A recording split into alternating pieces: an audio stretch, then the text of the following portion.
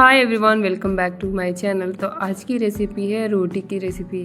कुछ ऐसे ट्रिक्स मैं शेयर करूँगी जिससे आपकी रोटियां बिल्कुल नरम और फूली फूली बनेंगी और साइड से बिल्कुल फटेंगी भी नहीं। तो चलिए शुरू करते हैं।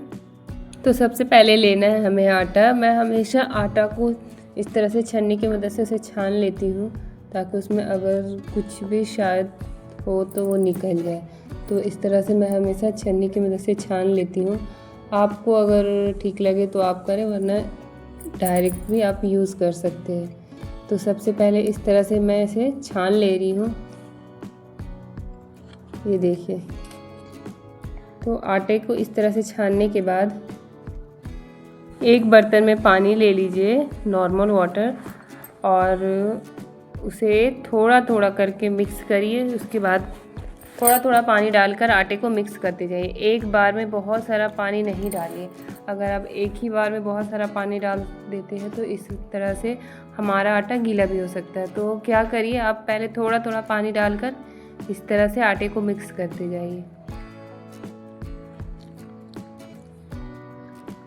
इस टाइम पे आटे को बहुत ज़्यादा गूंथना नहीं है, बस हल्के हाथों से ही उसे अच्छे से मिक्स करते हुए सख्त डो बना लेना है। उसके बाद इसे हाथ में हल्का सा पानी लेकर आटे को चिकना कर लेंगे, मतलब ऊपर से हल्का सा पानी छिड़क देंगे। उसके बाद इसको ढक कर 5 मिनट के लिए छोड़ देंगे। इसे किसी बर्तन या फिर आप कपड़े से भी सिंपली ढक सकते हैं। 5 मिनट के बाद ये देखिए, आटा 5 मिनट के बाद आटा हमारा बिल्कुल रेडी हो चुका है। तो हम फिर क्या करेंगे, हाथ में बिल्कुल हल्का सा पानी लेकर हाथ को थोड़ा सा गीला करेंगे। उसके बाद इसे हम इस तरह से मुट्ठी बांधकर अच्छे से कम 2 से 3 मिनट तक अच्छे से गूंद लेंगे। ये देखिए, इस तरह से। इससे क्या होगा, हमारा आटा बहुत ही अच्छा रेडी बन के तैयार हो जाएगा इस तरह से। और ये देखिए, हमारा आटा बिल्कुल सॉफ्ट, एकदम स्मूथ तैयार हो चुका है। इससे हमारी रोटियां बिल्कुल नरम और फूली फूली बनेगी। तो चलिए रोटियां बनाना शुरू करते हैं। इसके लिए मैंने लिया है सूखा आटा। एक बर्तन में सूखा आटा ले लेंगे और हाथ में हल्का सा लगा के इस थोड़ा सा आटा लेकर उसका छोटा छोटा पेड़ा बनाकर रख लेंगे ताकि रोटियां बनाने में आसानी हो, जल्दी झटपट बन जाए। इस तरह से जब हम पेड़े बना के रख लेते हैं ना, तो हमारी रोटियां झटपट बनती जाती, टाइम नहीं लगता है। हल्का सा सूखा आटा लगा कर इसलिए रख रही हूँ कि ताकि वो एक दूसरे में चिपके नहीं।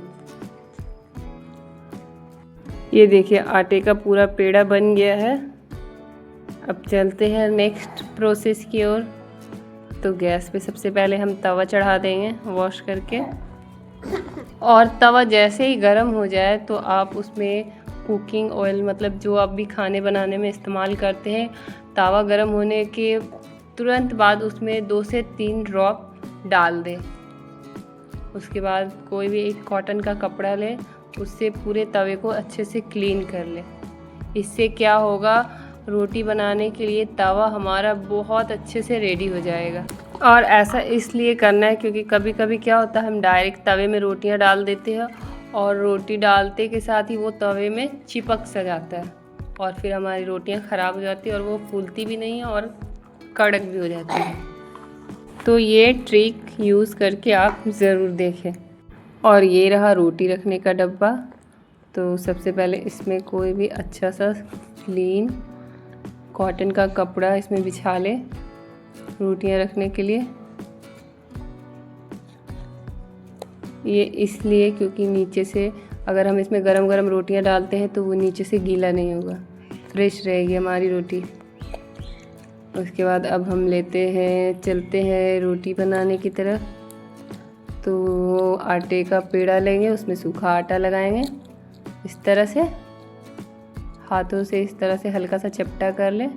उसके बाद बस इस तरह से बेलन की मदद से बेल लें। आपको जिस तरह से ज़रूरत लगे हल्का हल्का सूखा आटा लगाकर इस तरह से बेल लें आप।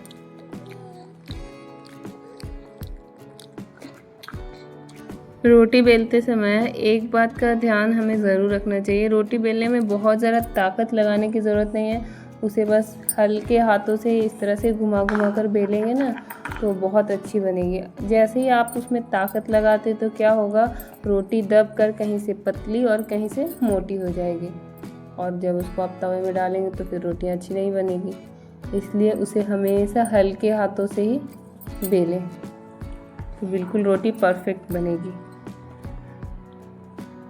और इधर तवा भी हमारा गर्म हो चुका है, तो रोटियों को इस तरह से हाथों में हल्का सा फ्लिप करते हुए तवे में डाल देंगे। तवे में डालने के 1 सेकंड के बाद इस तरह से ऐसे 2 फिंगर के हेल्प से ऐसे इसे हल्का सा घुमाएंगे, उसके बाद इसे पलट देंगे। रोटी पलटने के बाद गैस का फ्लेम हाई कर ले, उसके बाद इसे 1-2 सेकंड के लिए फिर से हल्का चारों तरफ से घुमा ले बस। और फिर एक कॉटन का कपड़ा ले और चारों साइड से इस तरह से खिसकाते हुए चारों साइड से हल्के प्रेशर से इसे चारों तरफ से घुमा घुमा के बिल्कुल सेक लेना है। और जब इस तरह से आप एक साइड सेक ले उसके बाद इसको पलट दें। पलटने के बाद भी उसी डायरेक्शन में हल्के हाथों से ही सेकना है घुमाते हुए। और बस इस तरह से आपकी गर्मा गर्म और नरम और फूली फूली रोटियां बनेगी। सेम प्रोसेस से पूरी रोटियां हम बना लेंगे।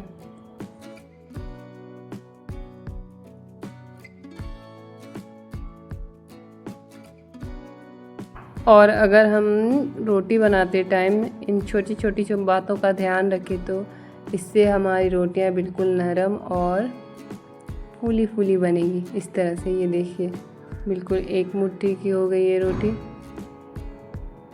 और साइड से भी बिल्कुल फटी हुई नहीं है। देखिए मेरी रोटियां बिल्कुल गर्मा गर्म और फूली फूली और नरम, बिल्कुल सॉफ्ट रोटी तैयार है। इस तरह की वीडियोस अगर आपको अच्छी लगे और हमारी रेसिपीज़ अच्छी लगे तो प्लीज़ हमारे वीडियोस को लाइक करें, शेयर करें और हमारे चैनल को सब्सक्राइब ज़रूर करें ताकि इस तरह की अच्छी वीडियोस आपको मिलती रहे।